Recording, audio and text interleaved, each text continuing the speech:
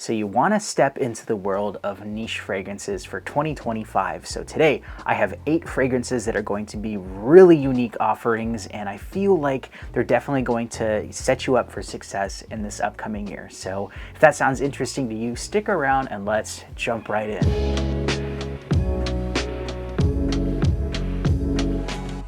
Welcome everyone to the channel. I'm Eli with Common Sense, and it is great to have you. So today we're going to be talking about the world of niche, and I've talked a lot about some fragrance cheapies on the channel, and I love fragrance cheapies, but I want to change up my content a little bit every now and then, and I love talking about niche. So today we're talking about niche.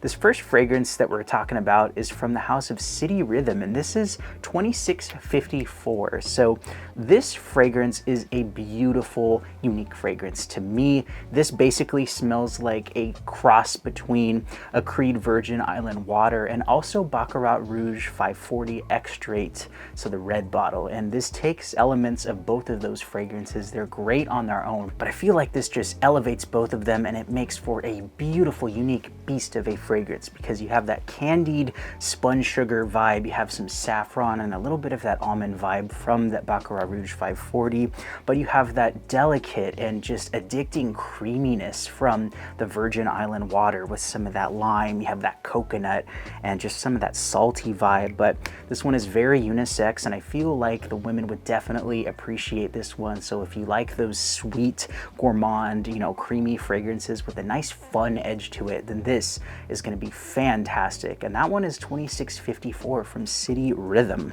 Now, next up on the list, this is an affordable niche. I want to say you can pick this one up for about 60 or 70 bucks for the full 4-ounce bottle. And this is from Mancera.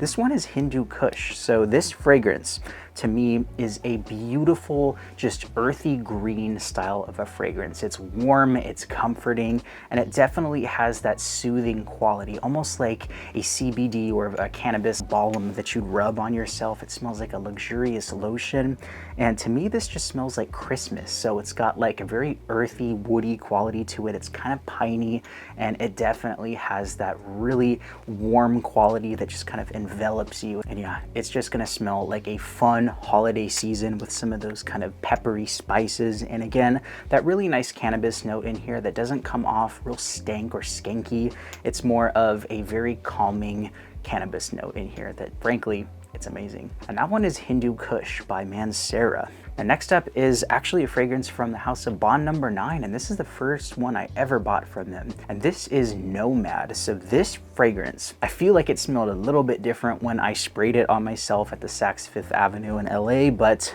it still is a great fragrance nonetheless. It has a beautiful, bright, fruity quality in the opening. It's like a tropical, peachy, almost like a pear. So the pear note in here gives it a very effervescent, sparkly feeling, and it definitely gives off a very energetic vibe. And it's like when you wear this, you feel like you have more energy. You just carry that with you. You also got some oud, rose, and some violet in here, but really the magic is going to be that rose, that pear, and that just really nice mouth-watering black currant. And yeah, I absolutely love the heck out of this juice. And as it gets warmer, this is going to be perfect. So springtime, I'm going to be rocking the heck out of this because, again, it's got that energy, and I want to be bringing that energy in 2025. You feel me? But that one is Bond Number 9, Nomad. Now, next up is a fragrance house that is very underrated. Not a whole lot of people talk about it, and this fragrance in particular is my favorite from the house that I've discovered so far. And this one is called Galleria by Milano Fragranze. So this fragrance opens up with a beautiful leather, some coffee, like a subtle coffee, and some beautiful creamy sandalwood in there. So I think the violet and the orris definitely do give off a very comforting, just wet feeling, but it is earthy, it is thought-provoking, and it's one of the coolest fragrance DNAs that I've ever purchased. I think that like suede orris combination combined with that violet is giving off that kind of wet concrete or that slightly petrichor vibe, but to me this just smells like a moody, overcast day. You're sipping some coffee, and this isn't going to be like a cafe fragrance. I was a little bit let down when I first tried this and thought this was going to be more of a coffee fragrance, but as I gave it more wearings, I was thinking, oh god, this stuff is so good. And in fact, I'm glad that it's not too coffee forward, because some coffee fragrances can be way too sweet, and this stuff really is just a scent masterpiece. And that one is is Galleria by Milano Fragranze. Now next up is a fun fragrance. This is a weird one, but it's honestly my favorite from the house. I've smelled a bunch of them, and this is the only one that actually stuck around in my mind, and I thought, oh God, I have to have that. I have to take home this full bottle.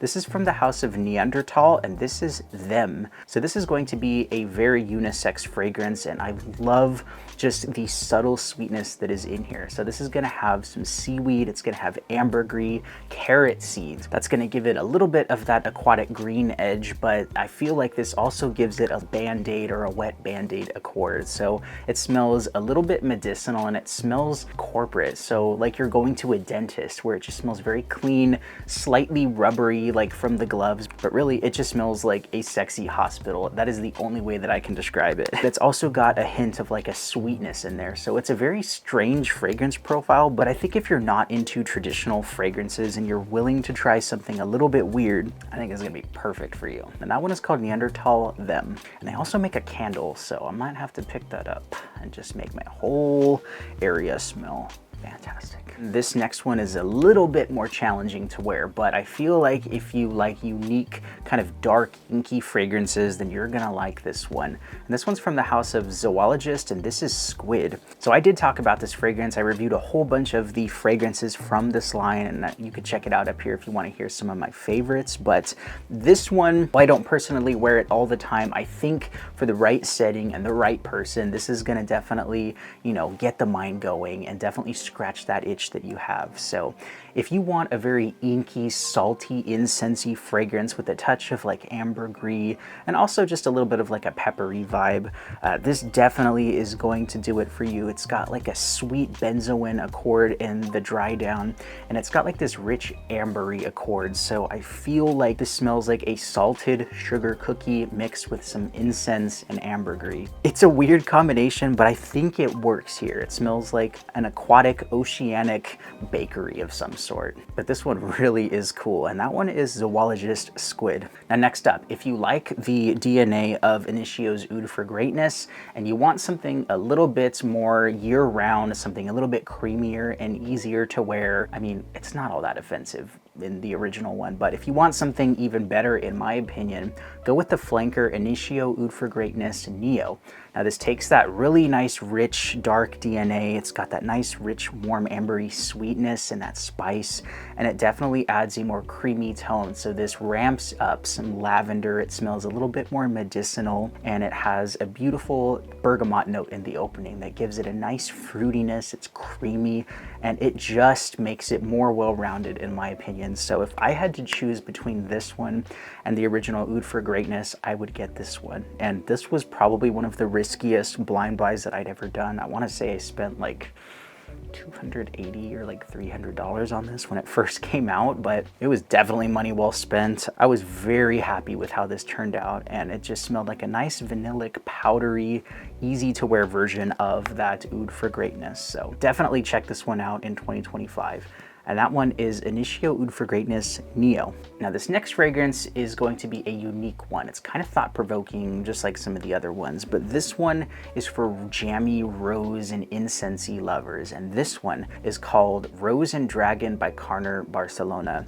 So this was actually recommended by one of my subscribers. Shout out to you, Sorv. I always appreciate your fragrance recommendations because I feel like we have very similar tastes, but this one is going to be a very jammy, dramatic rose in the opening. It's got like a honey sweetness. It's got some animalistic undertones and a strawberry note in the opening that definitely plays up on that jammy aspect. And this fragrance does have a very interesting story behind it. So in this story, Saint George had slayed a dragon to protect a princess, and from its blood, a rose bush had grown. And so this definitely reminds me of that. It's like an enchanted incensey magic shop vibe mixed with that really strong rose and some of those animalistic undertones. But it's a cool fragrance, but I will warn you, it is very rose dominant, and if you're not used to very strong rosy incensey fragrances, then this may not be it for you. So a couple sprays of this stuff, maybe away from the neck, and I feel like you're going to be set. But it's going to be perfect for cooler weather, and again, it is thought-provoking and it's a fun one.